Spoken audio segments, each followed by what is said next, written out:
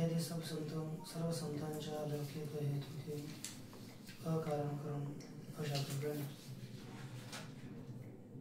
या श्रीमद ज्ञानेश्वरीचा विचार करत असताना आपण कालपर्यंत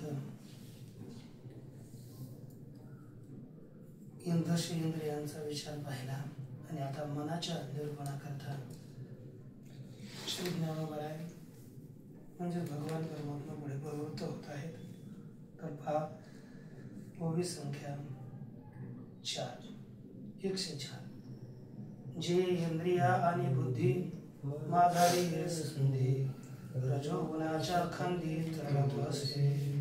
मन एक वृत्ती, वेगळे वृत्ती म्हणून मनाचं वर्णन करतात. जे इंद्रिय आणि बुद्धी माधारी संधी, जे इंद्रिय आणि बुद्धी यांच्या मधल्या संधी भागामध्ये रजोगुणाच्या खांदी तरळत असे.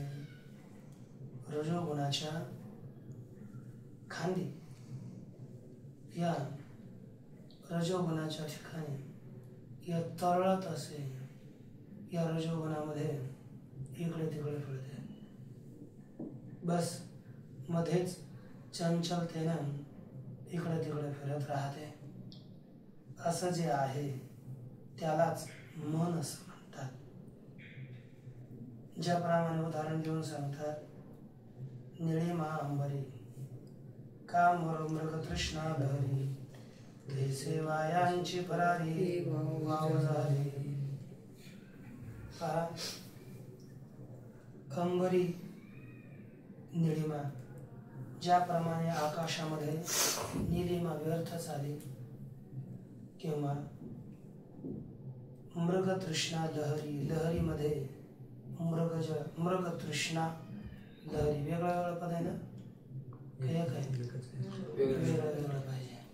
पाहिजे है ना. मृग तृष्णा लहरी, लहरी सप्तमी, ज्याप्रमाणे लहरीमध्ये त्या मृगजलाच्या मध्ये आपल्या प्रकाशामध्ये या मृग तृष्णा हे आपल्याला प्रतीत येते. तैसे वायाची फरारी वाव झाले, त्याप्रमाणे व्यर्थच फरारी, फरारी म्हणजे स्फुरण, वाव झाले. तसे व्यर्थच हे मनाचं स्फुरण व्यर्थ होऊ लागलं आणि व्यर्थ हे मनाचं स्फुरण आपल्याला फरारी वायू झाले, वाव झाले. यांनी अर्थ काय दिला? वायू, वाव झाले, मिथ्या झाले. हो, हेच इथं काय केलंय? वायू म्हणजे व्यर्थ आहे. अर्थाचा बरोबर नाही, व्यर्थाचा हा झाला. ते अर्थच काय प्रश्न, पाठभेद असला तरी झाले, झाला, व्यर्थच झालं, अर्थ एकच. मग हे व्यर्थच स्मरणमध्ये होऊ लागलं.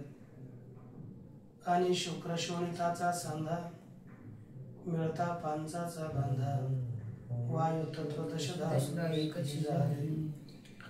आणि लगेच शुक्र शोणिताचा, आता यापुढे प्राणाचं वर्णन करतात.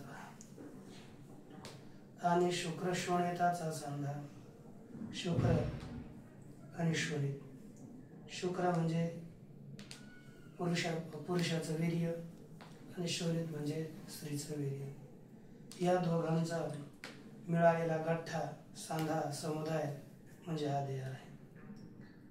मिळता पांचाचा बांधा आणि पंचमहाभूतांचा एक गाठ आहे.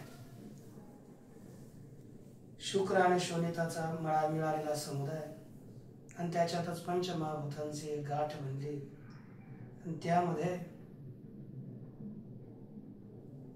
दश वायू तत्व दश, एकची वायू तत्व दशदा झाली. एकच वायू तत्व होतो, एकच वारा होता, तो 10 प्रकारचा झाला. म्हणजेच पंचप्राण आणि पंचउपप्राण.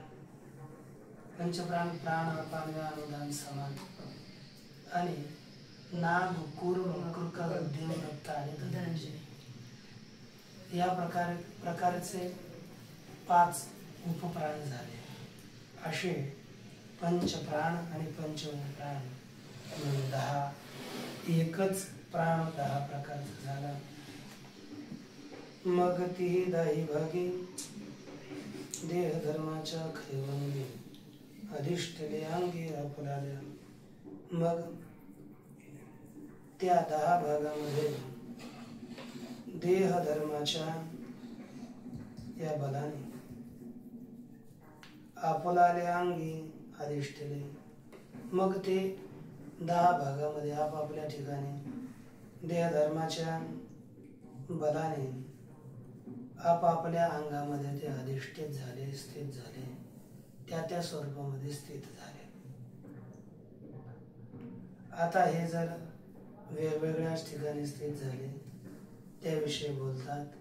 तेथ चांचल्य निखळ एकले केले म्हणून निरजाचे बळ धरले त्यांनी. त्या ठिकाणी निखिळ, निखळ म्हणजे शुद्ध, निवळ, चांचल्य, एकल, निढाळ म्हणजे केवळ स्पष्ट चंचलता आली. आणि म्हणून ते रजाचे बळ धरले आणि म्हणून त्या प्राणाने रजोगुणाचं बळ धारण केलं. आता रजोगुणाचं बळ धारण केलं. मध्ये जे प्राणाचे वर्णन झालं मनाबरोबर, ते बुद्धीसी बाहेरी अहंकाराच्या ओढावरील कैसे ठाई माझारी बळयावरील. म्हणून रजोगुणाचं बळ या प्राणाच्या वरती हे मन आलं आणि त्याचं बळ या मनानं धारण केलं. पुढे बोलतात की ते बुद्धीशी बाहेरी, ते मन बुद्धीच्या बाहेर अहंकाराच्या उरावरी आणि अहंकाराच्या डोक्यावर, छातीवर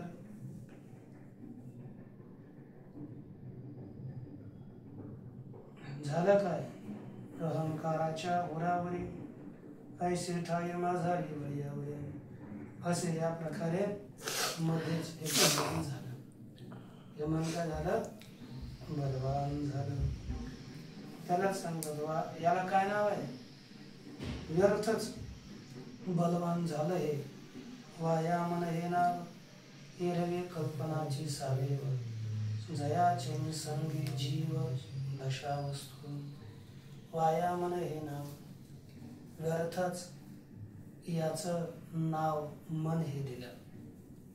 हे रवी असं पाहिलं तर कल्पनाची सावेव, अवयवासहित संपूर्ण ही कल्पनाच आहे. बर, हे मन कल्पना आहे, पण याचा परिणाम काय होतो? सांगितलं की जयाचे निसंगी जीव दशा वस्तू. आणि ज्याच्या संगतीमुळे वस्तूला जीवदशा प्राप्त होते, जीवत्व प्राप्त होतं, ज्याच्यामुळे मग आत्मा हा जीवत्वाला प्राप्त होतो. मनसंकल्पाचे बळ शुद्धाशी करी शबळ. लावून त्रिगुणांची माळ भवन जाळ सोय बांधे. है की नाही?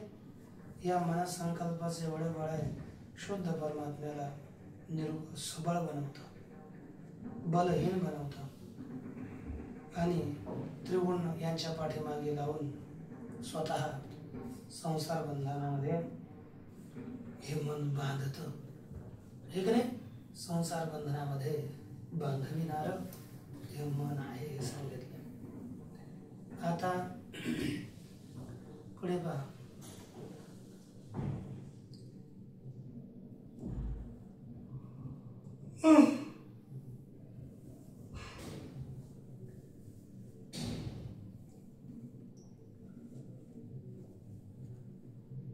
हे कसं आहे मन?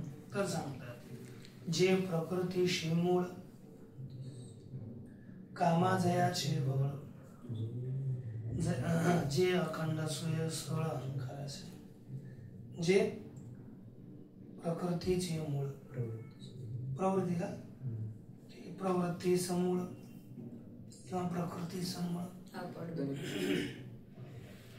जे प्रवृत्तीला मूळ कारण आहे, प्रवृत्त होण्याचं मूळ कारण म्हणजे मन. कुठेही मनुष्य प्रवृत्त होतो, संकल्प केल्यानंतरच मनाची प्रवृत्ती होते. म्हणून सकल प्रवृत्तीला मूळ कारण म्हणजे मन आहे. जे प्रवृत्तीचे मूळ. बर, पुढे सांगतात की जयाचे कामा बळ, ज्याचे कामामध्ये बळ आहे, कामना, इच्छेत ज्याचं बळ आहे. इदं मे स्यात्, इच्छा काम शब्द. कामाला ज्याच्यामुळे बळाची प्राप्ती होते, ज्याच्यामुळे कामाला बळ येतं. जे अखंड स्वय सळ अहंकारासी, जे अखंड अहंकारासी सळसूये, जे नित्य निरंतर अहंकाराला काय करतं, टोचणी लावतं, आग्रह कर, अहंकाराला टोचणी देत राहतं, असं हे बळ आहे. असं झालंच. आणखी सांगतात, जे इच्छे ते वाढवी, आशे ते चढवी, जे पाठी पुरवी भयासी. जे इच्छे ते वाढवी, जे इच्छेला वृद्धिंगत करतं, म्हणजे ज्याच्यामुळे इच्छा वाढते, जे इच्छाला वाढवित. जे इच्छे ते वाढवी. बरं, आशेला शिगेला लावतं. आशा आपली एवढी उच्च कोटीची बनवतं की मनुष्य आशाच करत राहतो. आणि जे मन भयासी पाठी पुरवी, जे मन भीतीची पाठ पुरवतं, म्हणजे मनुष्य भयाचं संरक्षण करतं. मनाच्या संकल्पामुळेच मनुष्य भीतो है ना. भीतीचे संरक्षण करणारही हे मनच आहे. एवढं मनाचं सामर्थ्य. बर, हे मन कसं आहे पण, द्वैत जेत ओठी, अविद्या जे ने लाठी, जे इंद्रियांते लोटी विषया माझे. जेथ द्वैत ओठी, ज्या ठिकाणी द्वैत उत्पन्न होतं, अविद्या जे ने लाठी, आणि अविद्या ज्याच्यामुळे बलवान होते. जे इंद्रियांते लोटी विषया माझी, जे इंद्रियांना विषयामध्ये ढकलतात. कोण? मन. इंद्रियाणाम हि तरचरताम यन्मनो विधीयते तदस्सहरते प्रज्ञां वायुर्नावस्य. म्हणजे जास्तीत जास्त ते थोडा श्लोक वेळा आहे, पण हे मन चंचल मी मन कृष्ण हे बळा जबरदस्तीनं इंद्रियांना विषयामध्ये घालतात. बर, आणखी करतं काय मन? जे इंद्रियांते लोटी विषया माझे.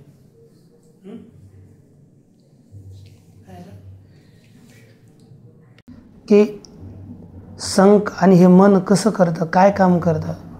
संकल्पे सृष्टी घडी, सवेची विकल्पोनी मुडी. संकल्प करून सृष्टी बनवतं आणि त्याचबरोबर विकल्प करून त्या सृष्टीचा नाश करतं. बरे, केवळ मन मनोरथाच्या उतरंडी, उतरी आणि रची. मनोरथांच्या उतरंडी म्हणजे मनोरथ, एकावर एक मनोरथ, एकावर एक मनोरथ, हे नष्टही करतं मन आणि मनोरथ संकल्पही करतं. मनुष्य बसल्या बसल्या असं होईल तर असं होईल, है ना. लहान आम्ही असंच आहेत ना. ते म्हटलं की मोठ्या माणसाच्या पावलावर पाईल देऊन चालावं. मग आम्ही काय करायचो, एका मोठ्या माणसाने पाऊल तिथून देऊन गेला, तिथं त्याच्या मागे पाऊल द्यायचा. यासारखं. आणि बरं, त्याच्यामुळे म्हणजे मोठ्या माणसाच्या पावलावर पाऊल दिल्यावर माणूस मोठा बनतो, मग आपण त्याच्या पावलावर पाऊल द्यायचा, आहे ना. काय ते विचार कर, पावलावर पाऊल देणं म्हणजे त्यांनी जसं आचरण केलं, जसं साधना केली तशी आपण करायची, पण त्याच्या पावलावर पाऊल देऊन आपण चालायचं. हे आपले संकल्प रची आणि हे उतरी आणि रची. तुमचं काय? पण आमचं हे असं आहे बा, तुमचं कसं आहे, तुम्ही तुमच्या तेवढं गुपित रस्ते कशाला उघडं करत आहे का नाही. बरं ते मनोरथाच्या आहे ना, काही काही करतात बरं का, ते उड्या मारत राहतात. असं झालं की असं होईल, असं झालं की लहानपणी खेळातलं आठवण यायची तशा. हे असं झालं की तसं झालं की काय करायचं. आम्ही विचार करायचो लहानपणी, इकडं आणणं असताना गाडी किती असावी, एवढीच 4 चाकाची आणि फुकटमध्ये भेटावी. कशात? लॉटरीमध्ये. हा आपल्या बापान ठेवली कधी. बरं, मग असंच राहतं मनुष्याचं. मग तुमचं कसं एक पालन आहे, आमचे सांगितलं मग आम्ही म्हणजे संकल्पानं मन अशा सृष्टी करतं आणि उतरी आणि रची. बरं, पुढे सांगतात हे जे भुलीचे कुहर, हे कुहर म्हणजे कोठार. सांगतात भुलीचे स्थान आहे ज्या ठिकाणी मनुष्य भुलतो, 100% विसरून जातो, कशालाच लक्षात ठेवत नाही. जे भुलीचं स्थान आहे, कोठार आहे. वायू तत्वाचे अंतर, आणि वायू तत्वाचा म्हणजे वायूचा सार गाभा म्हणजे मन आहे. कारण की चंचल आहे ना, वायू जसा चंचल तसं मन चंचल. म्हणून वायू तत्वाचं अंतर जसा ऊसातला रस, तसं मनाला वायू तत्वातलं अंतर सार म्हटलं. यांनी काय म्हटलं? हो, सार, स्वर, सार गाभा आहे. आणि बुद्धीचे द्वार झाकविले जिने, ज्या मनाने ज्ञानाचं द्वार झाकून टाकलं, ज्या मनामुळे ज्ञान होत नाही.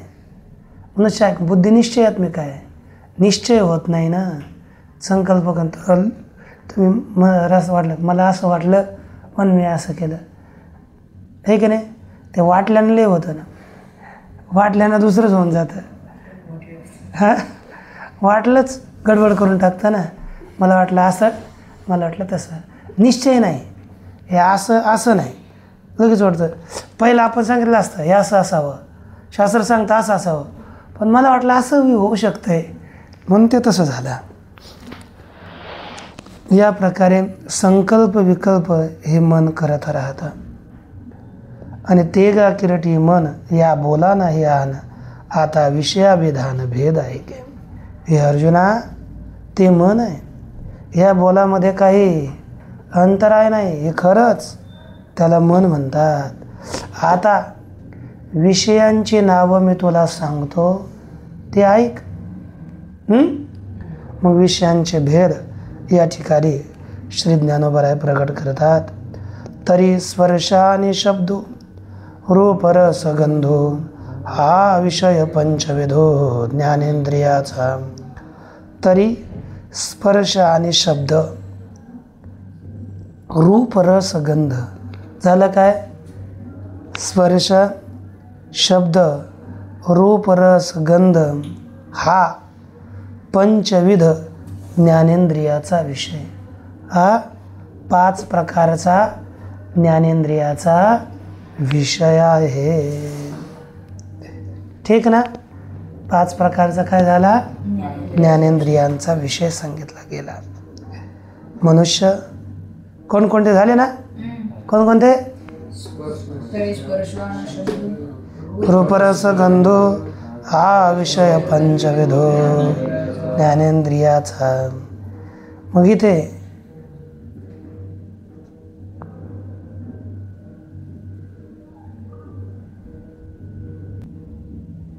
असं गंध,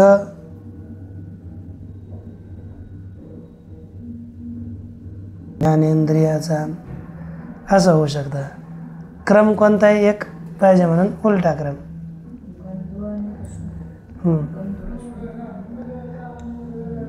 आहे की होय भरपूर म्हणले ते काय नको करू त्याच्यात. पांचेद्वारी ज्ञानासी धाव बाहेरी जैसा काहिरी व्याचारी भांबावे पशु. याच 5 द्वारांद्वारे ज्ञानासी बाहेरी धाव ज्ञानाची बाहेरधाव होते. ज्ञान बाहेर म्हणजे ज्ञान हे बाह्य विषयाविषयी लागतं. जैसा का हिरव्या चारी भांबावे पशु, ज्याप्रमाणे हिरव्या चाऱ्याकरिता पशु भांबावतो आणि तिकडे पळतो, तसंच ही आपली वृत्ती या 5 विषयामागे पळत राहते नित्य निरंतर. मग दुसरा सांगतात, मग स्वरवर्ण विसर्ग अथवा स्वीकार त्याग संक्रमण उत्सर्ग विनमूत्राचा. पहा, पहिले सांगतात मग स्वर वर्ण विसर्ग, स्वराचं उच्चारण करणं, वर्णांचं उच्चारण करणं आणि विसर्ग वगैरे देणं, हे कोणाचे वाणीचे विषय आहेत. अथवा स्वीकार हाताचा विषय आहे. त्याग अथवा स्वीकार आणि त्याग हाताचा विषय आहे. संक्रमण म्हणजे चालणे, पायाचा विषय. उत्सर्ग आहे ना, विनमूत्राचा विष्ठ आणि मूत्राचा त्याग, हा दोघांचा त्याग, मूत्रत्याग आणि विष्ठात्याग, ह्या 2 कर्मेंद्रियाचा उपस्थ आणि पायूचा विषय आहे. हे कर्मेंद्रियांचे 5 विषय गा 7 जे बांधून या माच क्रिया धावे, हे कर्मेंद्रियांचे 5 खरे विषय आहेत जे माच बांधून या. माच म्हणजे शिडी बांधून यांच्या मागे क्रिया धावत राहते आणि यांच्याद्वारेच क्रिया होत असते. या प्रकारे इंद्रियांचे विषय सांगितले. ऐसे हे दाही विषय गाई हे देही आता इच्छा तेही सांगेजेल. असे हे 10 या देहामध्ये विषय आहेत. आता इच्छेचं निरूपण केलं जाईल, पण ते आपण नंतर करूया. ओम पूर्णमदः पूर्णमिदं पूर्णात् शांती शांती शांती.